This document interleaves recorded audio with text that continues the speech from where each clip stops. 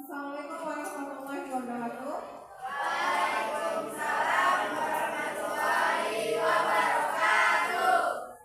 Sebelum kita memulai pembelajaran, sebaiknya kita berdoa dulu ya. Ketua kelasnya harap segera memimpin doa.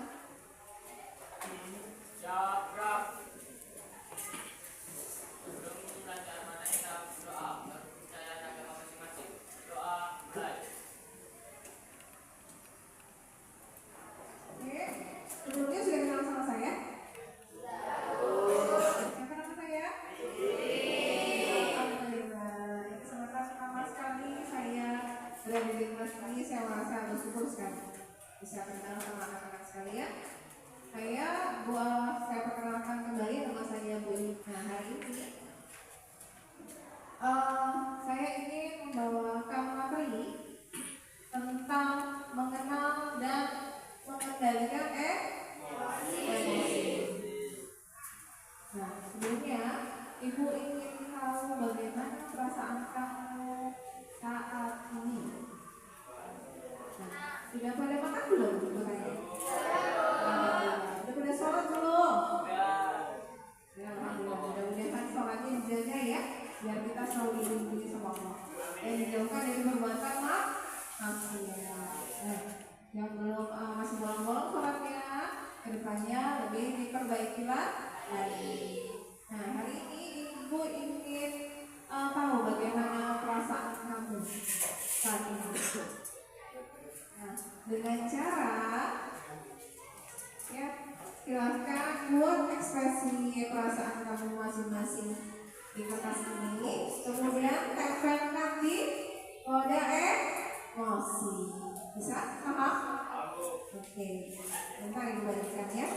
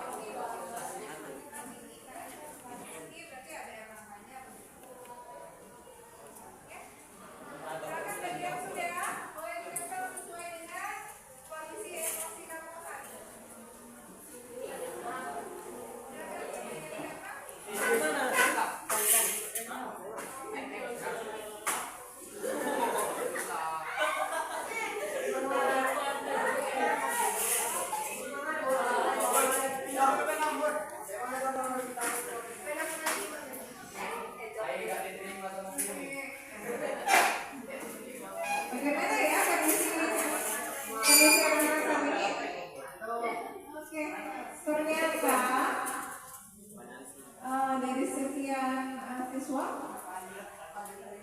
banyak yang mengantuk.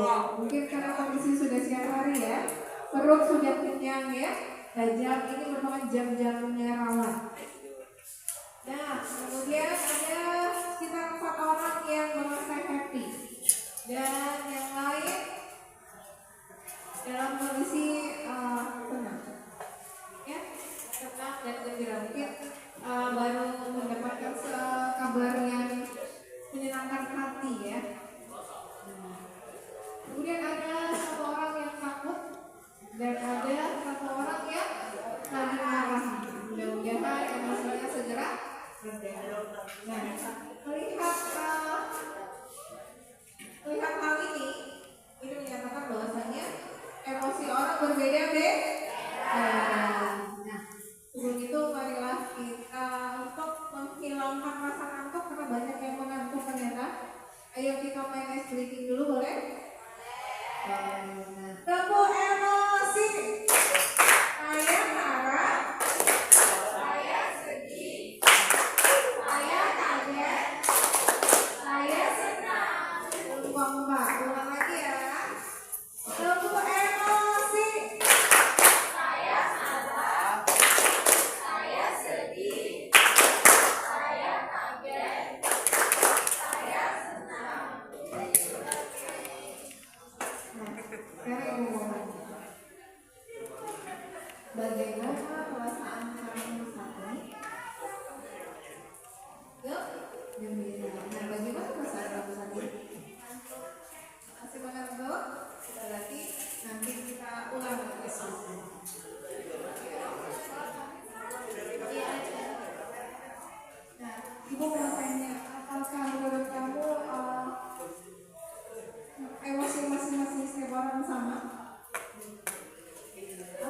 aja deh.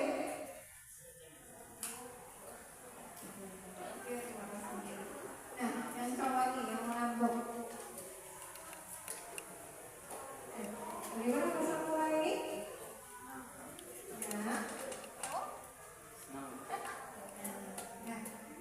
Nah, dari hal yang kita lakukan tadi, kira-kira bisa meningkatkan emosi nggak? Menurut kamu bisa nambah semangat ya? Nah, emosi kira-kira ada berapa macam? Ada?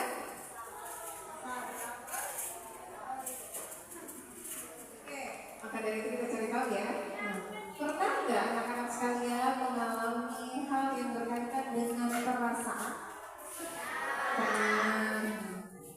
Terkadang dari waktu ke waktu, berganti suasana, berganti pengalaman, dan berganti keadaan, emosi kita juga berubah tergantung kondisi.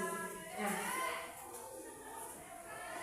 kita ketahui yang namanya remaja itu pasti emosinya masih labil. Beda ketika masih anak-anak. Berantem sedikit udah berkembang lagi. Tetapi ketika remaja berbeda. Ya, ada rasa ingin dimengerti, ada rasa ingin kayaknya menang sendiri, lagi menunjukkan identitas diri. Ini aku loh. Kamu yang terakhir. Ini memang stylemu dan ini gaya. Itu namanya. Nah, maka dari itu penting sekali mengenal dan mengendalikan emosi supaya jangan sampai salah arah dan terjerumus kepada permasalahan. Oke, tadi kita sudah ibu coba cari tahu bagaimana pasanganmu hari ini. Ternyata ada yang senang, ada yang lagi gembira nih, ada beberapa orang yang mengantuk. Nah, mudah-mudahan kedepannya nggak ngantuk lagi ya.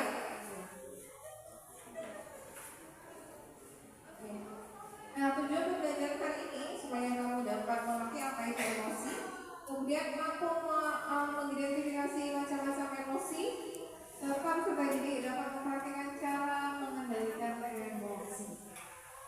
Oke. Nah, sekarang pertanyaannya, tahukah kamu apa yang dimaksud dengan emosi? Oke. Ada yang bisa menjelaskan apa itu emosi? Silakan. Pernah nggak ngalamin emosi? Nah, emosi itu apa? Coba ceritakan pengalaman yang membuat kamu emosi. Itu dulu. Apa yang kamu rasakan?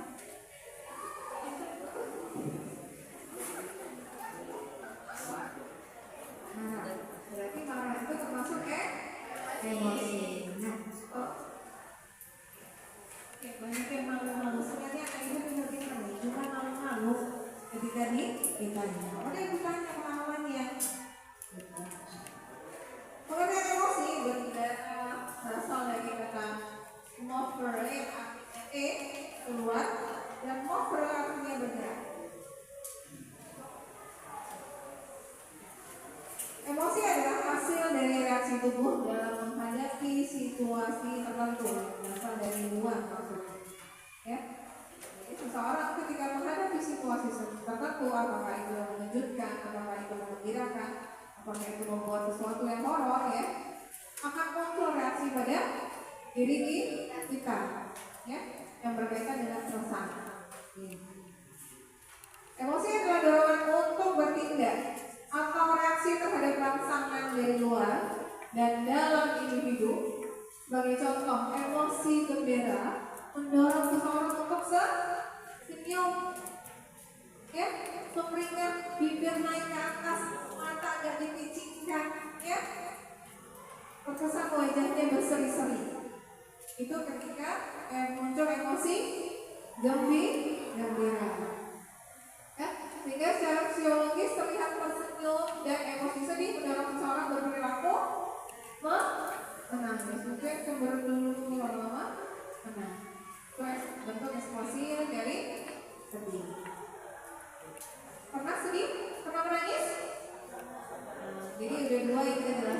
emosi sedih dan emosi gembira.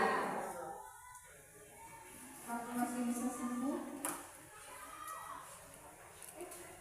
Ada rasa bahkan pengen sampai putus asa gitu. Ya, mudah-mudahan dijauhkan juga sehat-sehat semua ya.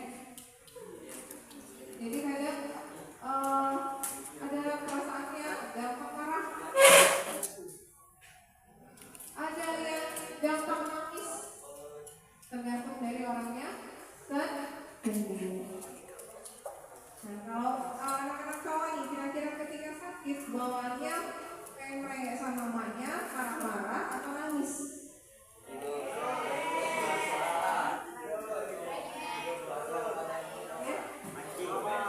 Ada yang puasa? Biasanya kalau yang apa yang saya emaknya kalau lagi sakit, aduh ya hilang gentlenya kalau cowok yang sakit. Ya, nah ya jadi ya, yang banyak hal emosional. Emosi yang berkaitan dengan kondisi psikologis, yaitu kondisi kejiwaan kamu.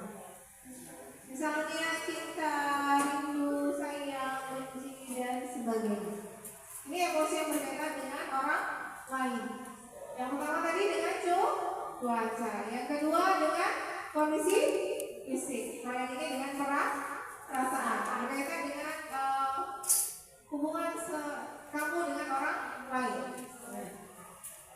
Munculnya emosi seperti ini lebih banyak dirasakan karena faktor hubungan dengan orang lain. Misalnya cinta, kan pasti ada orang lain ya, begitu juga rindu dan sayang, benci dan seterusnya. Ya. Berikut macam-macam emosi. Nah, ini ada marah, sedih, takut, cinta, bahkan iri itu termasuk emosi. Ya. Nah, jadi yang namanya emosi itu bukan merasa saja. Ternyata cinta, sayang, benci, sedih pun termasuk emosi. Bagaimana cara mengatasinya? Nah, bagaimana cara mengatasinya?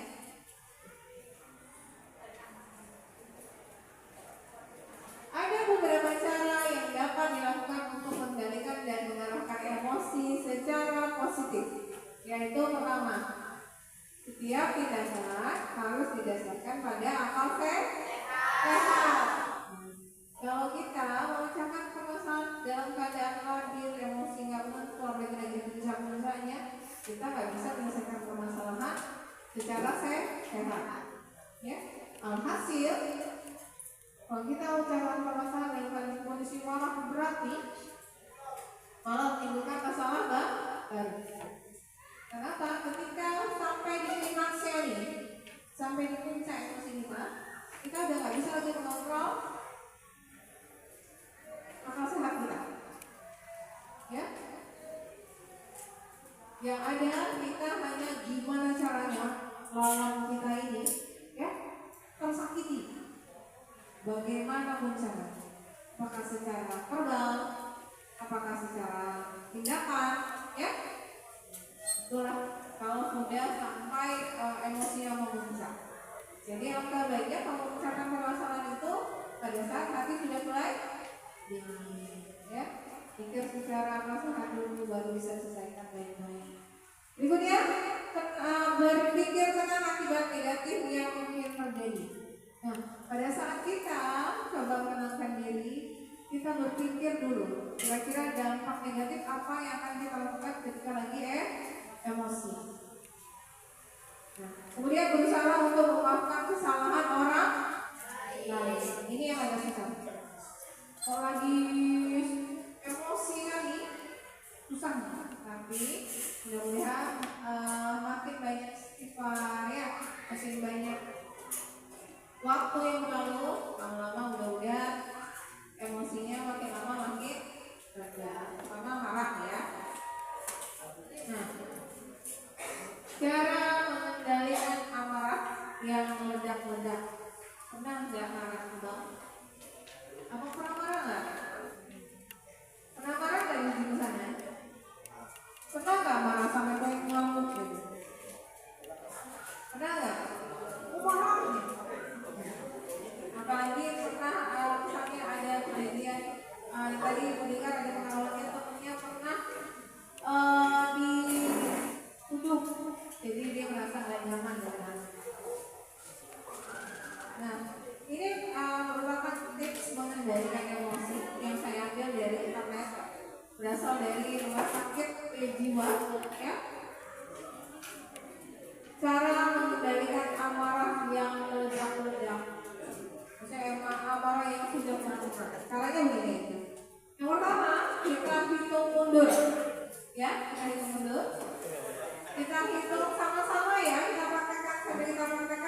Kita mundur dari 10 sampai 1. Bisa? Oke, kita mulai. 10, 9, 8, 7, 6, 5, 4, 3, 2, 1. Udah? Begitulah caranya kalau kamu lagi emosi udah gak tahan, takut lepas kendali, lakukan. Ya? Hitung dalam hati, boleh gerakan menggunakan boleh. Yang kedua, ambil nafas dalam-dalam. Tarik nafas, coba. Tarik nafas, buang dari mulut. Tarik nafas dari hidung, buang dari mulut. Tarik nafas dalam-dalam, ya, hembuskan dari mulut. Yang ketiga, olahraga. Olahraga juga mampu menurunkan emosi kamu, misalnya dengan berenang. Air membantu menyejukkan ya. Berenang, kemudian berolahraga. Boxing juga boleh, ada sasarannya untuk melupakan kesesalan, boleh. Ya, sasaran tinggi itu boleh ya, kesannya untuk orang yang dituju ya. Sampai nyuci juga olahraga ya. Biasanya pakai bersih. Tapi jangan sampai cuci piring ya, piringnya apa? Pecah. Jangan sampai cuci piring. Oke. Kata menenang. Ya. Kamu bisa lakukan seperti ini ya. Tepuk pundak kamu. Ya, juga sih pengaruhi diri. Ambil kata-kata yang menenangkan dan pengaruhi diri. Sambil ditepuk-tepuk seperti ini. Misalnya kecewa, udah berjuang mati-matian, ketika ujian dapat nilai kalah sama temen yang nyontek, ya, pas itu, ya, tepuk ya, kamu hebat, kamu sudah berjuang, kamu akan baik dari sini, kamu akan baik dari sini, bisa? Kemudian berhenti bicara. Kadang kalau kita larang, ya, yang dibicarakan itu makin ngawur. Ya. Yang makin keluar itu adalah kata-kata yang makin menyakitkan hati orang. Terakhir, masalah yang kecil sampai selesai malah makin besar.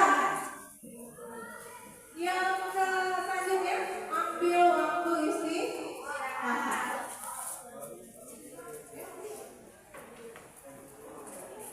Kamu boleh pergi sejenak, tinggalkan orang yang lagi marah. Karena ketika kalau kamu langsung menghadapi, ya, lawan bicara, bukan makin menyelesaikan masalah, malah makin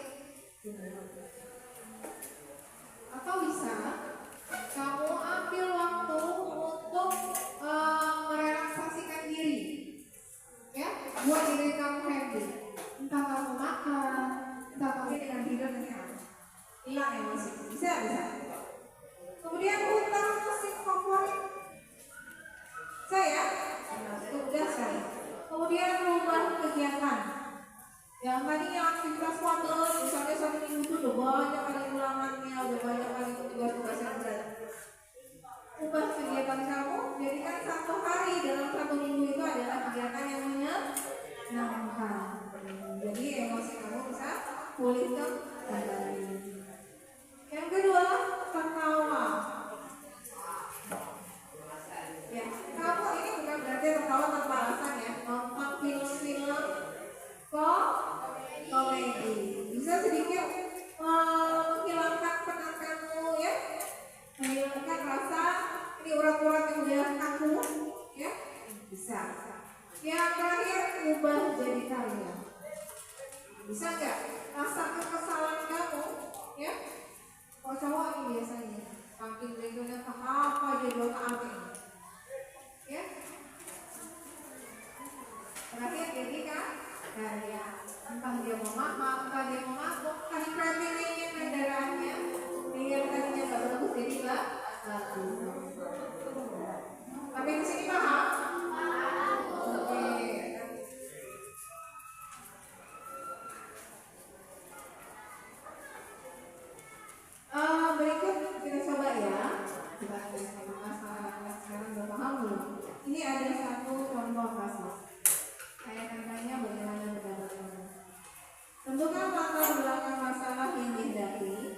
dan bagaimana cara menyelesaikannya dari kasus di bawah ini. Ibu bacakan, suatu ketika terjadi pertengkaran oleh dua orang siswa di parkiran sekolah. Katakan saja si A dan si B. Selama ini A merasa tidak senang atas perilaku jahil yang kerap kali ia terima dari si B. Hingga suatu ketika B sedang bercanda gurau dengan temannya yang lain, dia dijodoh-jodohkan dengan adik kelas yang ia sukai. Hingga ia pun merasa malu. Namun A datang dan langsung berkata, "Cemen kau nih kau. Kalau jengkel, langsung jumpai." Dengan nada merendahkan. Si B merasa tidak senang atas perilaku A yang ikut campur, lalu ia marah kepada si A. Tetapi A tidak terima dan akhirnya terjadi baku hantam antara keduanya. Kira-kira apa yang melatar belakangi masalah yang dia hadapi? Boleh kamu diskusikan dengan teman-teman buku? Nanti akan saya tanyakan imamnya tadi. Dan kemudian kira-kira solusinya apa? Oke? Kali ini kejadiannya terjadi di sekolah. Yang melatar belakangi apa? Ceritain. Kemudian bagaimana cara penyelesaiannya? Silakan diskusikan dengan teman terdekatmu.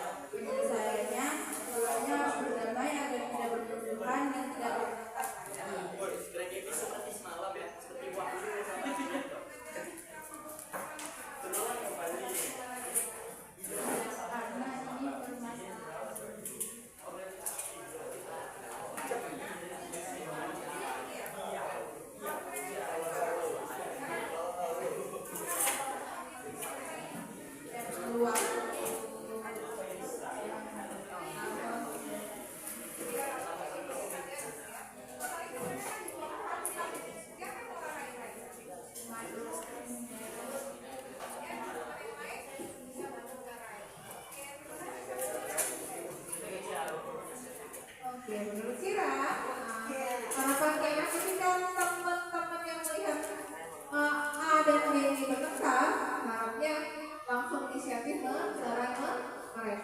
Dan apa yang terjadi bila mereka juga kami nggak bisa mengenai pertengkaran itu, segera laporkan sama guru terdekat, ya, guru terdekat. Kalau nggak bisa mengenai segera laporkan, jangan sampai menjadi pemukulan.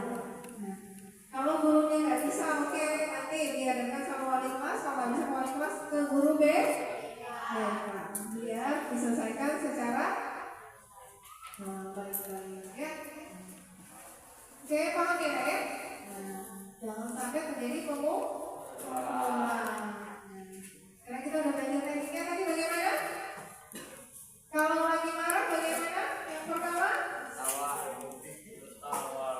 perhitung secara mundur, cakap. Kemudian apa lagi? Napas dalam. Oke, kemudian apa? Olahraga. Apa lagi? Mendengarkan musik favorit, dengar lagu. Ya, mantap.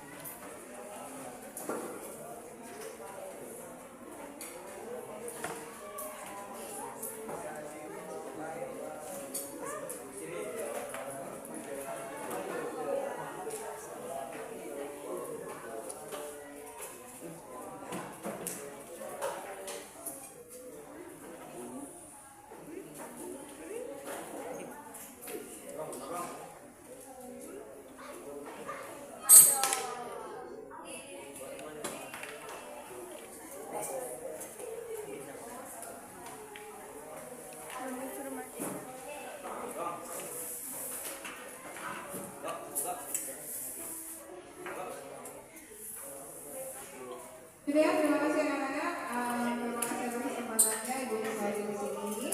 Terima kasih juga atas responnya dan semoga kita bisa ketemu di